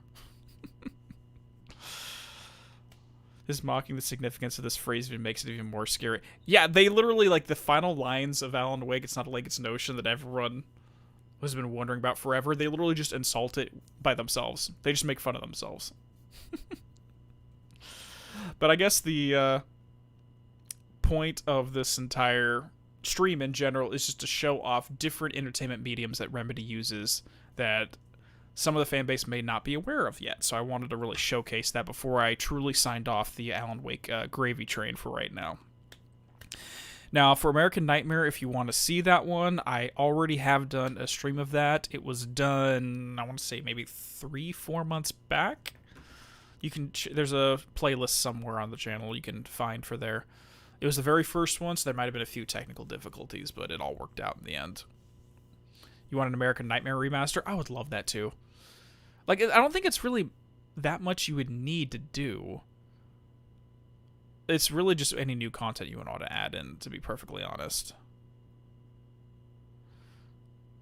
But there was someone in the Control Discord that I was talking to that we were literally trying to make a fourth wall, a meta canon for Remedy, since they have stuff. Like, for example, in Control, I think it's the 3rd floor of the Panopticon is the Remedy offices.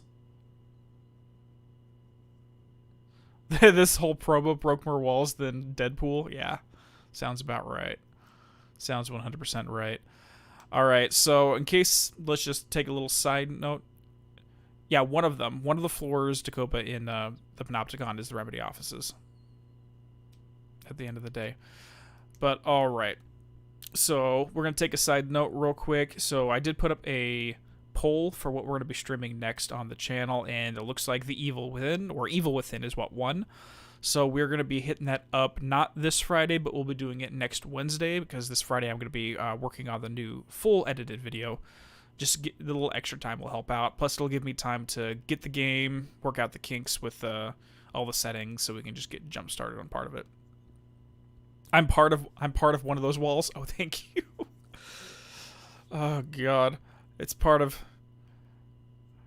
Actually, not even joking. I've had people pass around conspiracy theories that I secretly work for Remedy, and I'm just out here either providing disinformation or providing real information to help out with the fan base understanding. I can tell you, I am not a Remedy employee whatsoever, but people have been joking about that for a couple years. That'd be pretty cool, though. That would be a lot of fun. I forgot who it was. There was somebody in wasn't it you, Tacopa? Someone was telling me that they interviewed with Remedy. Can I get that in writing? Yes, I will put in writing that I do not work for Remedy. Which actually, can I even say that? Because I technically work under Vita moderating the Control Discord, so I kind of work for free moderating one of their communities. So I don't know, maybe. Who fucking knows? You're still debating on it? Yeah. That'd be really cool. Honestly, if I had any kind of work experience that had to do with literature or game design in general, I would totally put my resume in for them too. But unfortunately, my entire resume is basically just construction, so that's not going to work well with the game company. Oh no, I'm totally not trying to start a Remedy myth, Joe. It just cracked me up. So, since someone was mentioning a fourth wall breaking on my part.